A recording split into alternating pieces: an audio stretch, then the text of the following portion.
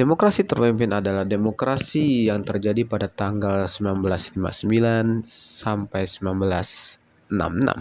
Atau seringkali disebutkan demokrasi terpimpin itu adalah Orde Lama atau demokrasi yang dibuat oleh Soekarno untuk menjalankan ambisinya, yaitu demokrasi gotong royong. Ada alasan mengapa demokrasi terpimpin itu dijalankan.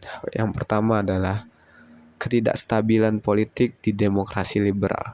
Seringkali di demokrasi liberal terjadinya pergantian kabinet itu ada tiap tahun, setahun 2 tahun itu selalu ada, teman-teman, yang membuat kabinet yang membuat kebijakan itu tidak bisa melaksanakan kebijakannya dengan benar, karena ketika kabinet yang saat itu berjalan, tetapi karena saat berjalannya itu hanya sekitar setahun 2 tahun, yang manakala programnya atau kebijakan kabinetnya itu membutuhkan sekitaran 5 tahun, 6 tahun, atau pembangunan, ekonomi lain sebagainya, itu tidak bisa dilaksanakan dengan baik dan benar, yang membuat ketidakstabilan politik di dalam demokrasi liberal. Yang kedua, untuk keamanan nasional. Di demokrasi liberal seringkali ada gerakan-gerakan separatisme yang membuat Soekarno berpikir kembali bahwasannya demokrasi liberal itu sangat tidak mencerminkan pikiran-pikiran yang ada di Indonesia. Terus yang ketiga adalah kegagalan konstituante membuat undang-undang baru. Karena kegagalan inilah Soekarno membuat dekret presiden 1959 yang menjadi awal munculnya demokrasi terpimpin. Isi dekret presiden 5 Juli 1959 adalah: 1. Membubarkan Badan Konstituante. Yang kedua adalah pencabutan UUD-S 1950 dan pemberlakuan kembali UUD 1945 sebagai konstitusi negara Indonesia. Yang ketiga adalah presiden akan segera membentuk MPR sementara dan DPA sementara. Dan alasan yang keempat adalah pembentukan ideologi Nasakom, nasionalis, agamis, dan komunis. Nasionalis, agamis, dan komunis adalah ideologi yang disatukan menjadi Nasakom yang dibentuk oleh Soekarno. Soekarno berpikir bahwasannya ketiga ideologi tersebut dibentuk atau digabungkan membuat adanya kestabilan politik dan tidak akan terjadinya perpecahan-perpecahan di Indonesia. Yang saat itu juga Nasakom ini menjadi 3 pilar utama untuk membentuk suatu pemerintahan di era demokrasi terpimpin atau Orde Lama. Perkembangan politik di masa demokrasi terpimpin itu banyak hal-hal yang hilang di demokrasi sebelumnya, atau bisa dibilang nilai-nilai demokrasi yang sering disematkan itu demokrasi itu hilang. Yang pertama adalah MPRS, Majelis Permusyawaratan Rakyat Sementara.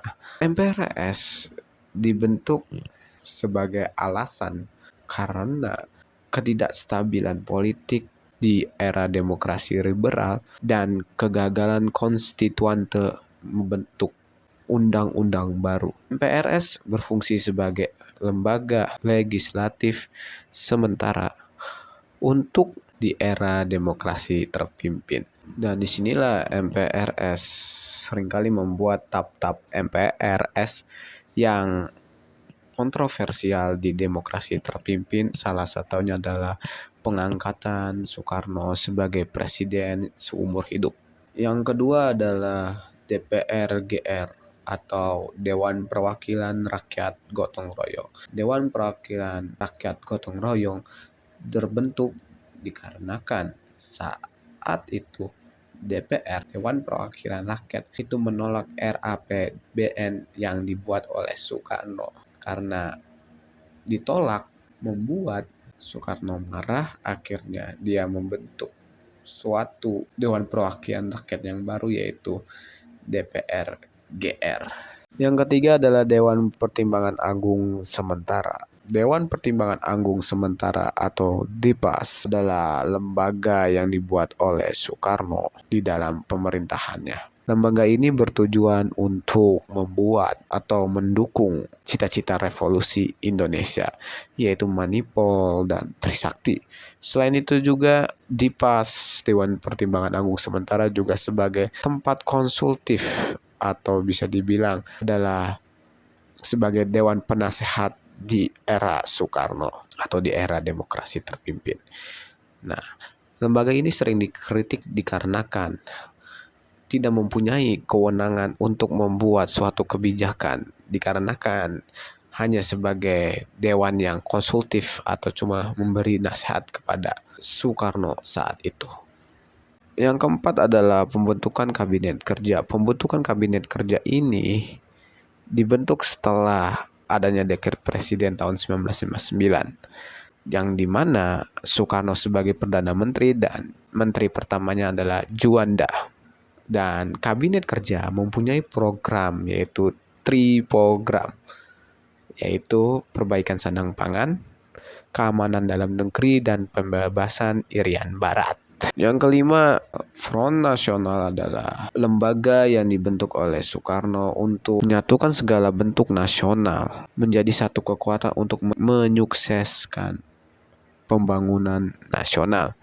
Front Nasional dibentuk dengan 3 alasan utama, yaitu adalah melaksanakan pembangunan semesta nasional, mengembalikan Irian Barat ke dalam wilayah Republik Indonesia, yang ketiga adalah menyelesaikan revolusi nasional Indonesia. Yang keenam adalah Musyawarah Pembantu Pimpinan Revolusi, lembaga yang dibentuk oleh Presiden Soekarno guna untuk menyelesaikan revolusi dan mengambil kebijakan khusus tentang revolusi. Itulah kebijakan-kebijakan politik di dalam internal, atau bahasanya adalah di dalam pemerintahan. Nah, kalau kita melihat dari kebijakan politik di eksternal, atau bisa dibilang kebijakan politik yang sangat mempengaruhi negara-negara lain, itu ada 2, yaitu usaha pembebasan Irian Barat, dan yang kedua adalah konfrontasi dengan Malaysia. Yang pertama adalah usaha pembebasan Irian Barat, teman-teman. Nah, usaha pembebasan Irian Barat itu sebenarnya awal-awalnya itu adalah konfrontasi secara diplomasi, politik, dan ekonomi. Tetapi karena gagal terus, akhirnya Presiden Soekarno mengambil tindakan yang lebih serius, yaitu adalah konfrontasi secara militer. Ada banyak cara untuk mengambil langkah operasi ini, yaitu seperti Komando Trikora, terus pembentukan Komando Mandala, terus operasi militer yang terdiri atas 3 tahap, yaitu infiltrasi, eksploitasi, dan konsolidasi. Nah, walaupun begitu, di akhir tanggal 15 Agustus 1962, Indonesia Belanda itu berunding di New York, Amerika Serikat. Indonesia diwakili oleh Subandrio dan Belanda diwakili oleh Van Rooyen. Nah, dengan mediator Ellsworth Bunker. Pertemuan itu menghasilkan perjanjian New York Agreement yang isinya adalah melaksanakan penentuan papera atau pendapat rakyat di Irian Barat pada tanggal 24 Maret sampai 4 Agustus 1969. Nah, di situ di isi papera tersebut itu adalah voting, yang dimana rakyat Papua memilih mau masuk ke Indonesia atau sebagai negara yang baru. Gitu. Hasilnya adalah rakyat Irian Barat tetap ingin bergabung dengan Negara Kesatuan Republik Indonesia. Yang kedua adalah konfrontasi dengan Malaysia, atau bisa dibilang ganyang Malaysia. Konfrontasi Malaysia ini terjadi dikarenakan Indonesia tidak ingin ada pembentukan negara yang bernama Federasi Malaysia yang terdiri Malaya, Sabah, Sarawak, dan Brunei. Dan juga selain itu pula, Filipina saat itu juga menolak atas pembentukan Federasi Malaysia yang dibikin Inggris, karena menurut mereka Filipina memiliki hubungan dengan Kesultanan Sulu di daerah Sabah. Hal inilah adanya perjanjian antara Malaysia, Filipina, Indonesia, yaitu Mapilindo.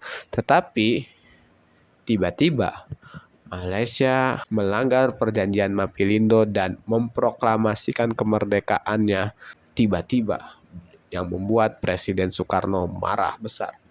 Saat itu Presiden Soekarno ingin konfrontasi Malaysia secara besar-besaran. Dan yang bikin Soekarno marah lagi, saat itu Malaysia itu masuk ke bagian PBB sebagai anggota. Hal inilah yang membuat Indonesia di era Soekarno atau demokrasi terpimpin itu keluar dari PBB, dikarenakan Malaysia menjadi anggota di PBB tersebut.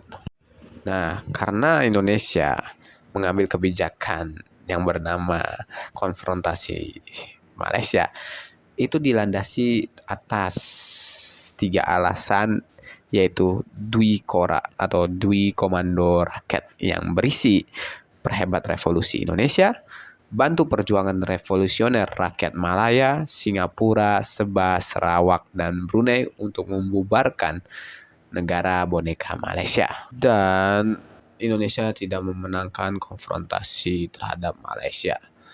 Indonesia kalah di konfrontasi Malaysia, yang mengakibatkan banyaknya kerugian materi dialami oleh Indonesia dan kehilangan simpati dari rakyat Malaysia ke Indonesia. Segitu saja dari saya. Terima kasih. Itulah presentasi dari saya. Wassalamualaikum warahmatullahi wabarakatuh.